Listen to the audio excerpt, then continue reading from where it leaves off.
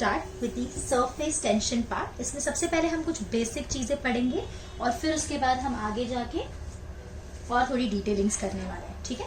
तो सबसे पहले intermolecular forces. Intermolecular forces I am 100% sure आपको पता होगा, दो मॉलिक्यूल्स के बीच में जो फोर्स लगता है उसको अपन इंटरमॉलिक्यूलर फोर्स बोलते हैं। So the force between molecules, यानी दो मॉलिक्यूल्स या 2, 4, 5 यानी आपस में मॉलिक्यूल्स में जो फोर्स लगता है उसको हम इंटरमॉलिक्यूलर फोर्स बोलते हैं। ये जो इंटरमॉलिक्यूलर फोर्स है बेसिकली ये दो टाइप का होता है। पहला है कोहेसिव फोर्स और दूसरा है एडहेसिव फोर्स। तो दोनों में डिफरेंस क्या है? कोहेसिव फोर्स वो होता है जो सेम मॉलिक्यूल्स के बीच में रखता है, यानी molecules of the same substance, और ज्यादा प्रिसाइजली हम बोले। So an adhesive force is the force between the molecules of different substance. जैसे वाटर ने वाटर मॉलिक्यूल के बीच में फोर्स लगाया, ग्लास ने ग्लास पे फोर्स लगाया, तो ये हो गया कोहेसिव फोर्स। लेकिन वाटर और ग्लास मॉलिक्यूल के बीच में जो फोर्स है वो एडहेसिव फोर्स हो गया।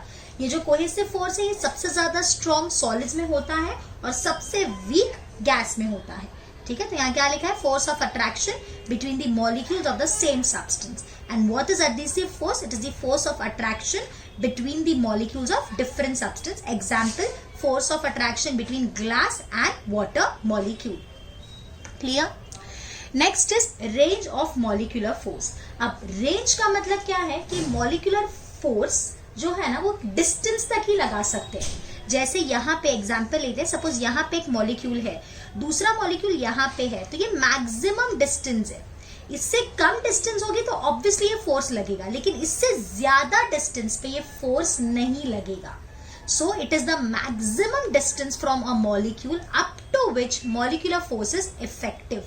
It's called the range of molecular force, and this is very, very small. This is 10 raised to minus 9 meter. Next is sphere of influence. What is sphere of influence? It is an imaginary sphere. एक imaginary sphere है जिसके center में molecule है।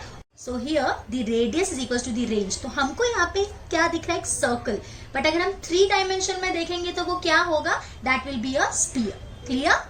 Next is surface film. Surface film क्या होता है? हमारा जो लिक्विड होता है उसका जो टॉप मोस्ट लेयर होता है उसकी thickness range of intermolecular force के बराबर होती है, उसको हम सरफेस फिल्म बोलते हैं। जैसे ये हमारी top layer, this is X Y, और ये जो है एक्स और एक्स डैश के बीच का डिस्टेंस या y और y डैश के बीच का distance, this is equal to the range of the intermolecular force.